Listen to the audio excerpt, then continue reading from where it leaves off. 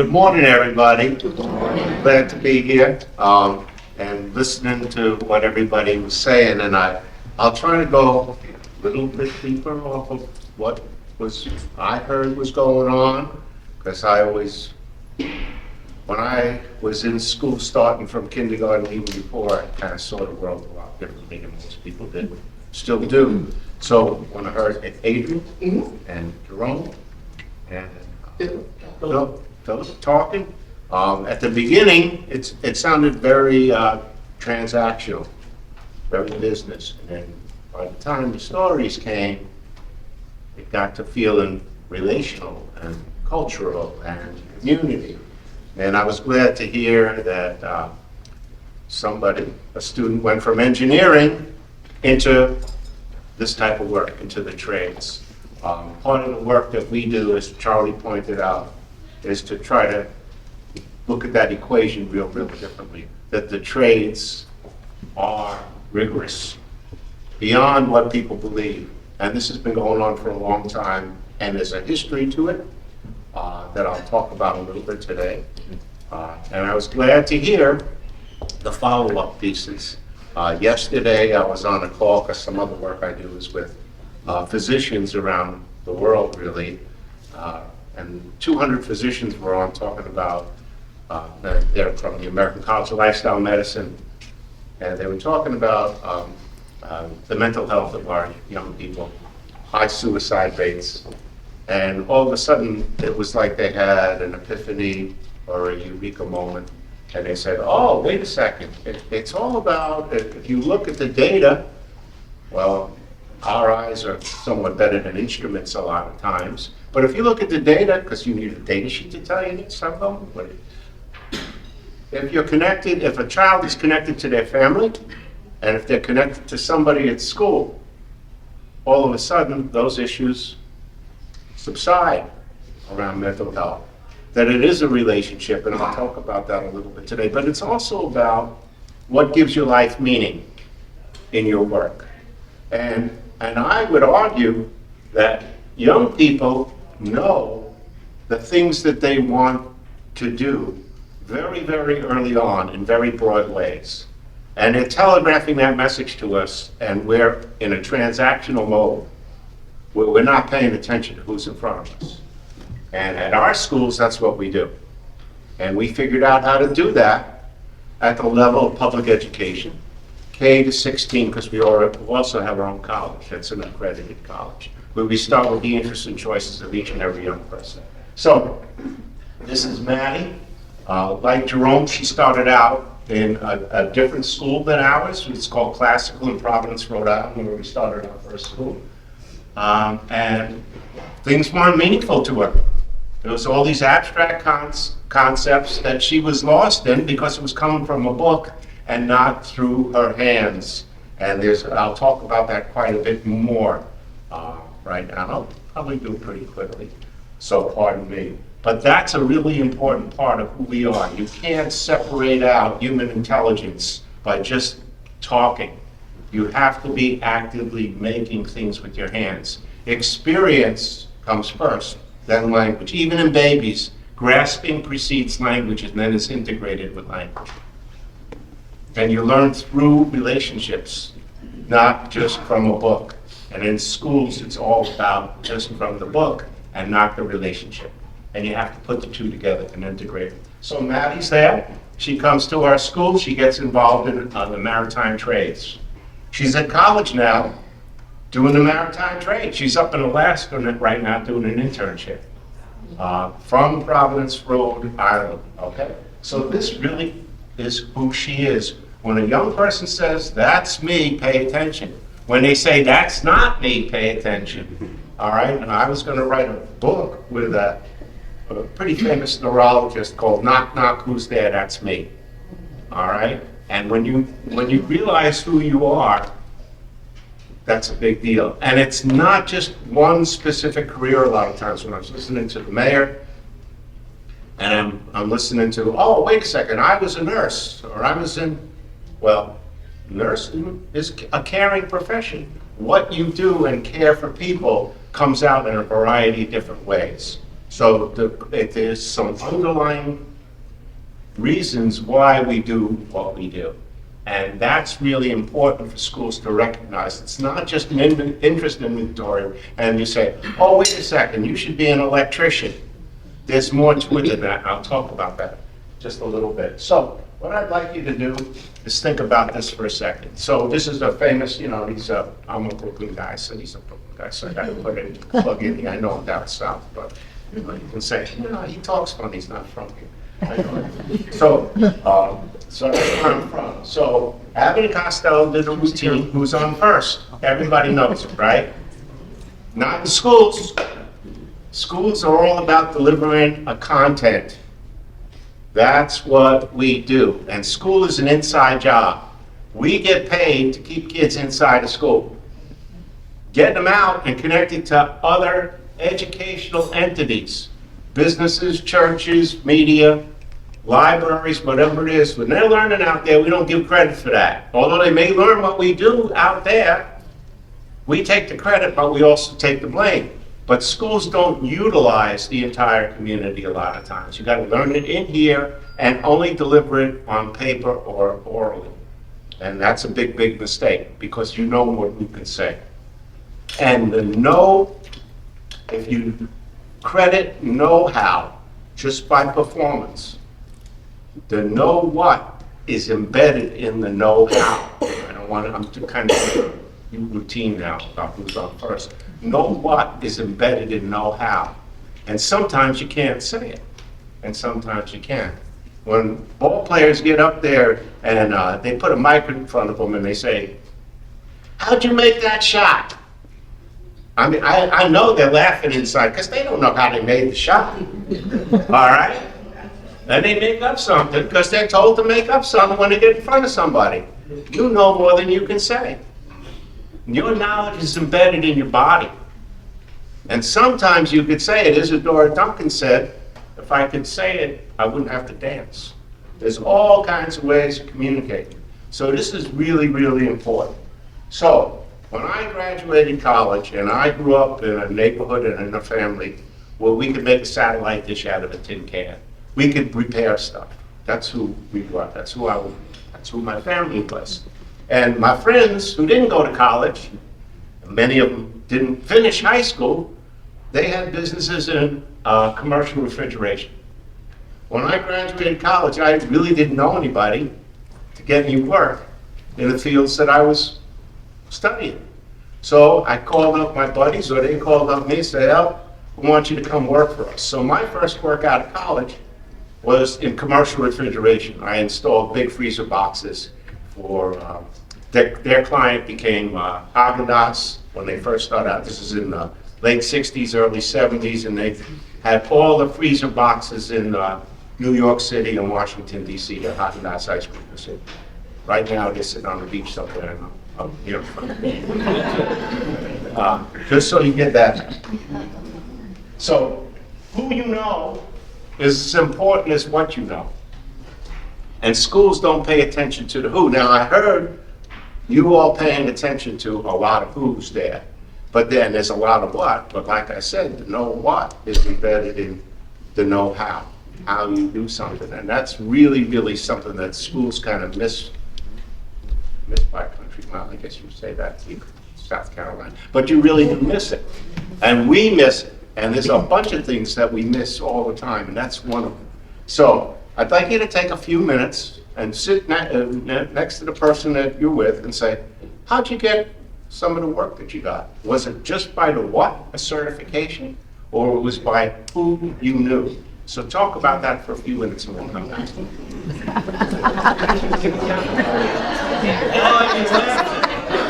That's right. In our schools at Big Picture and in Harbor Freight and the work we do beyond our schools, we pay attention to who knows you know what you know. As Wynton Marsalis said, and I know him a bit, there's only one school, and that's the school of can you play. All right? And right away you can be found out. But if somebody knows you can play, they'll hire you. But they have to know you. They have to know you. Learning is through relationships. Teachers in schools know that, but the system does not realize that they have to take advantage of the entire community and get students out, because they're already doing stuff and you don't even know it. All right, around what they're interested in a lot of the time, and they're not getting credit for it either. And sometimes they're doing stuff that they shouldn't be doing, and you don't know it. All right, so you have to know it. In our schools, just as an aside, we have an advisory system where we meet students every day. One teacher or advisor to 15 students.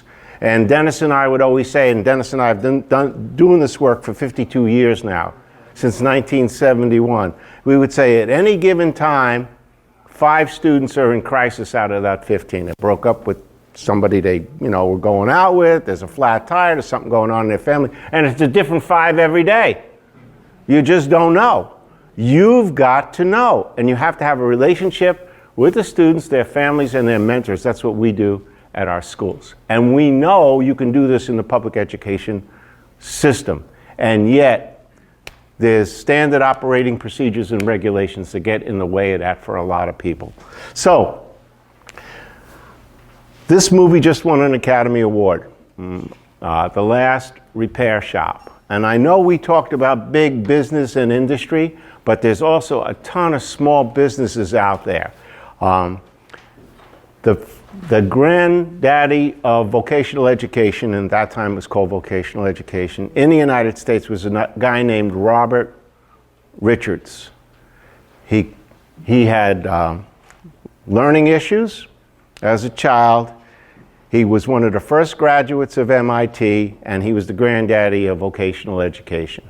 And he would always say, it's the child we're making, not furniture.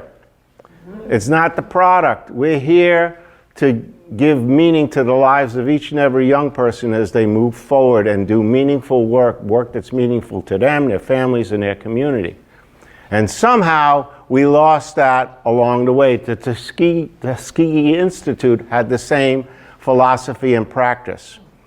Sloyd methodology in Sweden and Finland, which was brought to the United States as a way to educate every student. They used to put carving knives, and they still do, because the culture in Sweden and Finland is to carve wood in the hands of 5-year-olds.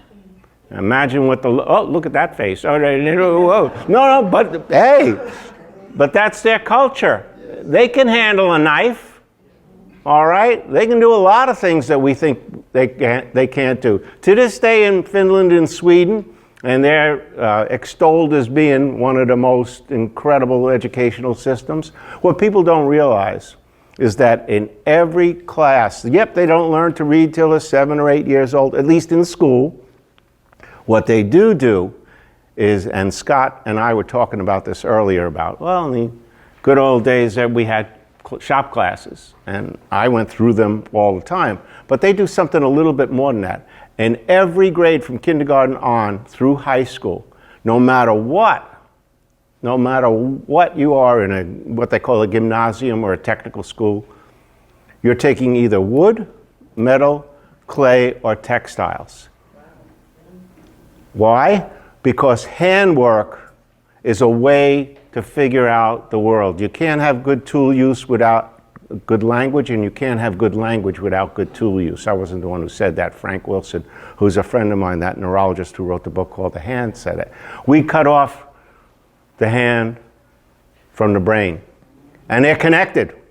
And you learn through that pressure, heat, cold, all these sensitivities. Those experiences manifest themselves in language. When Jerome got up and talked and spoke, he was talking about the things he did, things he's done. All right, that comes from experience. So these things are really, really powerful and important. This movie is about that. It's 39 minutes, it's free on YouTube, won Best Picture, Best Score. It's about 4 young musicians in LA and repair people who fix their instruments. They're welders. All right, that's right. The movie is exactly what Richards, that MIT guy, was talking about. The adults had lots of issues in their lives, and through their making, fixed themselves. As they fixed an instrument, they fixed the kids in the school that they didn't even know. This is really, really powerful stuff about what making and fabricating is all about. And yet, no matter who you are, if you're at Boeing and you're an engineer, my buddy Nate Jones, he was called in. He's Jay Leno's car mechanic. And they said to him, our engineers, who should we hire? He said, and this was 20 years ago, ask them the question, have they worked on a family car? Because they don't know pressure, they don't know torque, they don't know these things. They don't know heat, cold, whatever, and how those materials impact and affect what you do. All right, that plane, that door blew off that plane, and this week there was like 8 incidents. All right, what's going on is that the engineers are not in touch with the ground. And as we talk today, I'd like to see the policymakers come into the schools and teach for a year, and I'd like to see the teachers make the policies. All right, all of a sudden things would be a lot different. All right, thank you. All right, so here we are. This is an animation that we created called Navigating Our Way about Seymour and Sylvie. One wants to go to college, one doesn't. 2 choices, 2 paths, neither better, just different. We have to really promote that. Scott's doing it in his way. We're doing it in our way. We feel that if you don't get students out and get that, who knows you know what you know, we're making big mistakes. And the data shows this. I like to flip data around a little bit. So the data shows that 100% of the students who graduate with a certification in a technical program from high school transition to 2 or 4 year colleges. At best, out of those 15 pathways, 20% graduate in the pathway that they were in. And I argue with people that we could double and triple that number by getting kids out and having relationships with adults so they know who they are in all fields. And that's what we do at Harbor Freight. Now, if you looked at our data, because we conducted a longitudinal study of our students in our schools throughout the United States and throughout the world, 65%, and this is a mayor response, 65% of our students have work from the internships they had while they were in high school. So we tripled that number. And guess what? They stayed home because they knew that there was work here. They didn't have to go somewhere else, or they could be an entrepreneur and start that work in the place that they were at. So these are real. There's no utopia. It's not perfect, but that number needs to change, or else we're wasting a lot of money, and students, young people, are wasting a lot of money. And of course, the trades, okay? You're not getting unmanageable debt. I figured that out a long time ago. They say, oh, college is expensive now. It was always expensive. I got a thing hanging on my wall from the late 1900s about 2 brothers writing to each other from Metropolitan Life.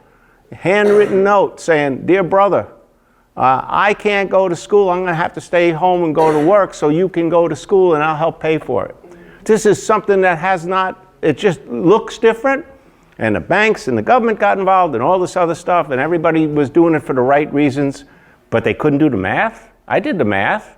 All right, doesn't work. When parents come to me and say, how am I going to pay for this in our schools? I said, that's a damn good question.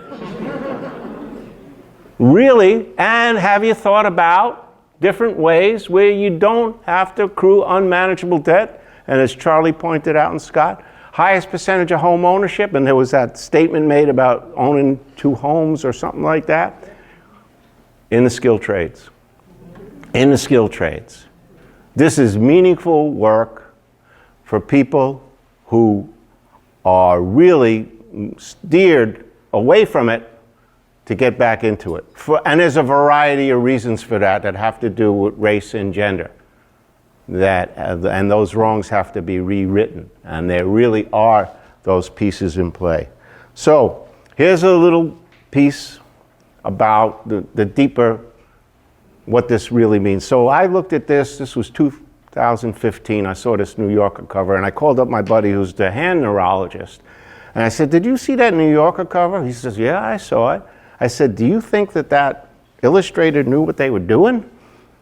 And Frank said, I don't know. So I called him up, because that's what I do. We get our students to call people up. We do this one student at a time. Yes, we have intermediaries as adults, and you need intermediaries as adults as you send young people out into the community, so you make sure those relationships stay good. That's an interesting picture for this reason. One, you see the baby, and you see the mommy. And the baby's doing what the mommy is doing. All right? Well, why is the baby doing that? Well, that's about, if you get down to his level, to Frank's level as a neurologist, dopamine and oxytocin working together. That's the ability to want to crave relationships and to get better at the things you want to get better at. And right now that baby wants to get better at walking. All right? So it's looking at the mom. It's not mimicry. All right? It's not mimicry. We're set up to do these kinds of things. That's how we learn. That's not how we learn in school. We don't learn through the relationship. It's not only by accident that happens, not by design. That's the difference. If I asked you this question that people are always asking you, name one teacher in your life who played a significant role in your life? And I always go, one? You're in school for 12 years and there's only one person in a school that you could name? There's something wrong with that. There's something really wrong with that when you think about it. So that little illustration there is really how we learn. But before you're 5 years old and go to school, you learned how to walk, you learned how to talk, you learned how to go to the bathroom, you learned how to do all these things. Maybe speak 2-3 languages. You learned how to say, I don't want you, Grandma, to teach me how to tie my shoe. I want Grandpa to teach me how to tie my shoe. And I'm going to scream bloody murder if he don't do it, all right? We already select the things that we want to get better at and who we want to teach us how to get better at those things. That don't work in school. It can, but it doesn't. And doesn't matter what you do, we do that no matter what. It's a biological drive. You want to learn from the people you want to learn from, to have that relationship, and you want to get better at the things that you want to get better at. And if you put them together, a lot of learning is going to take place. That's when we bring up the valedictorian. And when you look behind the scenes, there's a relationship there. And when you look behind what they want to get better at, there's a relationship around learning, around that drive, around what that particular piece is. That may change, as I pointed out, because there's some underlying things. This is an interesting book, and this goes to this point again about what we're talking about. Pamela Smith is from Australia. She's at Columbia University. She just wrote a book last year, From Lived Experience to the Written Word. And it's a cross-cultural study about how we went from experience to the written word, and it involves enslavement. Believe it or not, the people who knew how to do things were enslaved. And wealthy people relied on them to do everything. Well, the way to get out of slavery was literacy. When they became literate, got their freedom, and this goes back thousands of years, doesn't matter. What did they write about? They wrote about the things that they knew how to do.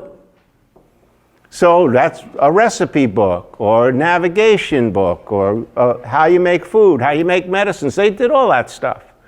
So those texts kind of entertain the wealthy. Because now they're reading about it, so, I want to learn how to do this. It's like a cooking show. Well, you try to make the recipe and the damn thing doesn't work. All right, because it's more nuanced than just what the book can tell you. And this is a problem that happens in school. Text-based learning only takes you so far. Or when you really want to know something, learn the tricks of the trade, as they say, and you just have a knack for something, that's not enough.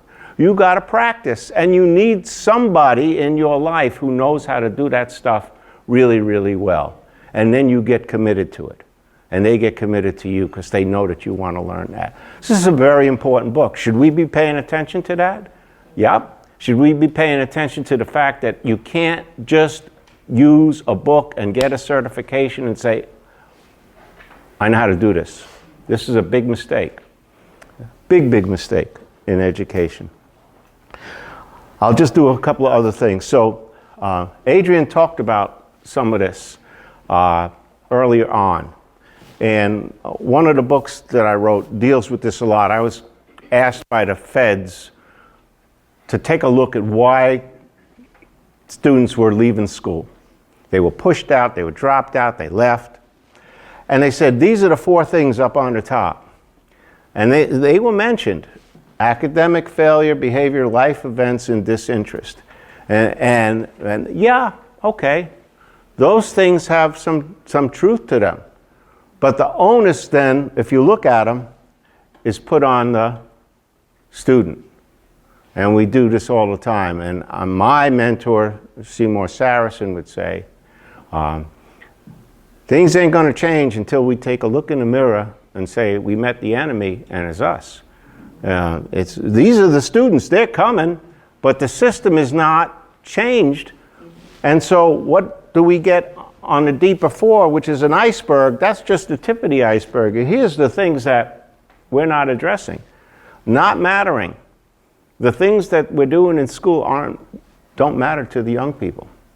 And when you, Adrian, made that connection to what matters, and Phil, to Jerome, all of a sudden things changed. You came to the school to say, I'm going to fit that. The other side of that equation is they got to fit you. All right? No matter what, they got to fit you.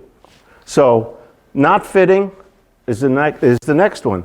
Unrecognized talents and interests. Most of us in schools are saying, students are telegraphing all the time what they're interested in. Not now, we got to do Algebra 2. All right? That can't happen. That's why you need an advisory system. That's why you need to develop each and every young person's interests. And the last one is restrictions and regulations that we put on ourselves, because schools are places of certainty and the world is uncertain. And young people are less risk averse than any one of you in this room except for Charlie. All right? All right? He's still driving that motorcycle. All right? He hasn't given up yet. So, well, maybe me, I don't know. But there's a bunch of us in here, I'm sure, pretty rebellious. And in that sense, they don't let students out. They don't do this, they don't do that.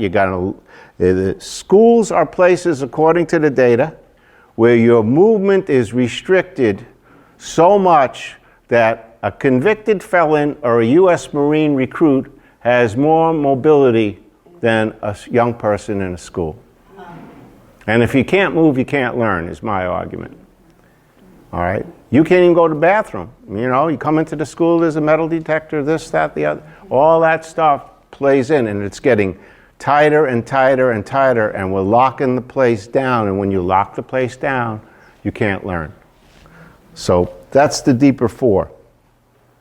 So I'll talk about Johnny a little bit, and I'll talk about the 311. So this is an interesting, one of my student from our school that met, Johnny Ramos, when I was there, and principal.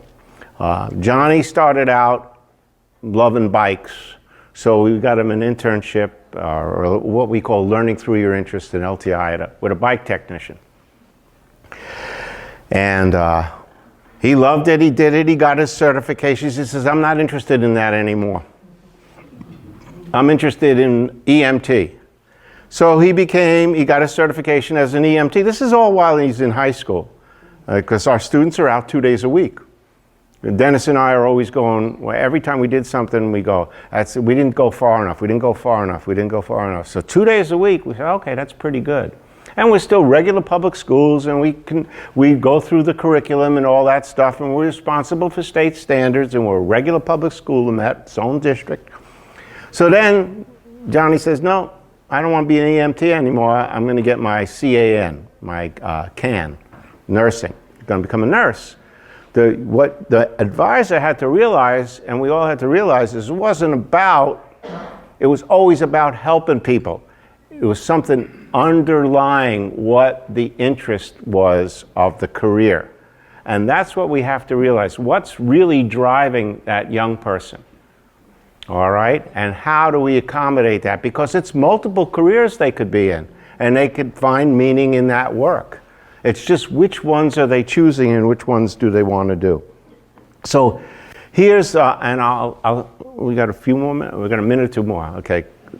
So here's a group of students that Charlie worked with and I worked with in Newark, New Jersey.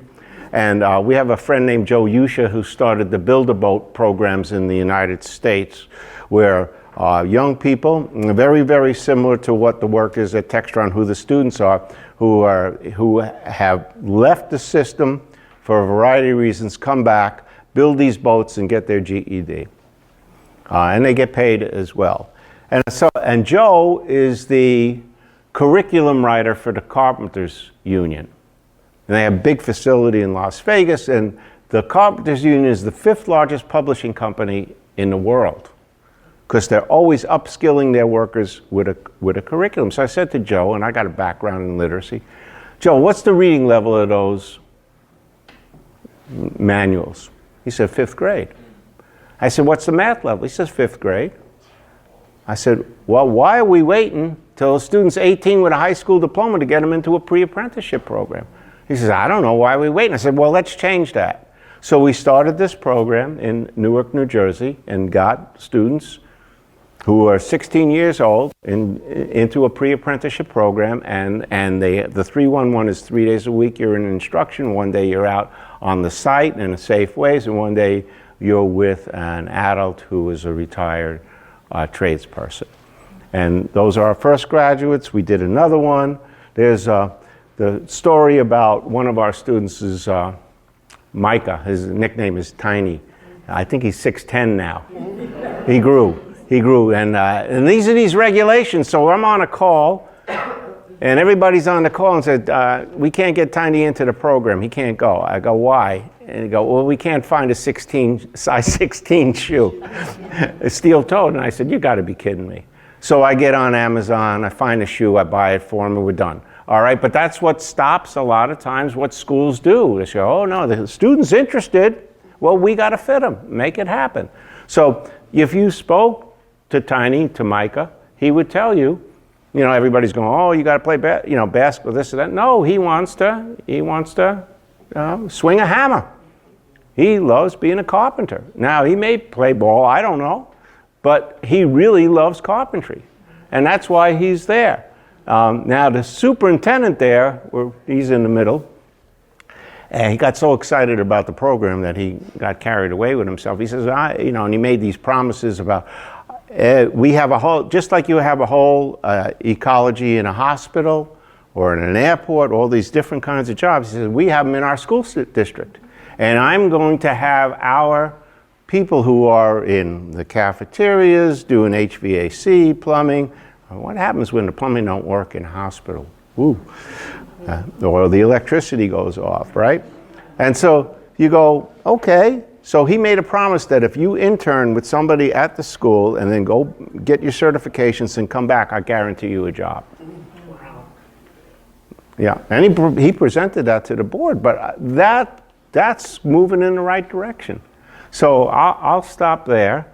This piece about elevating the trades and elevating the use of embodied cognition, your whole body, think and feel with your whole body, all your senses, all right? One other story I'll tell you is, like, I got two friends, one in commercial refrigeration who never finished high school, and his brother is a chief trauma surgeon in Daytona, retired, and then got a job, then is one of the world's foremost wound specialists.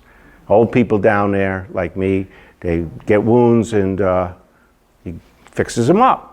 And it's serious stuff, because if they get infected and this or that. So I'm talking about the book I'm writing, and I'm saying,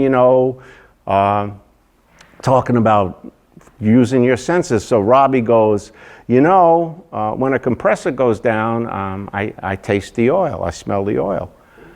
And Steve says, well, you know, I have to tell you the truth as a medical doctor. And these are these nuances once again. One of the first things I do when I see an infection is I smell the wound because it tells me what kind of bacteria is. And Robbie goes, well, in my case, only the ice cream melts. In your case, if something goes wrong, somebody may die.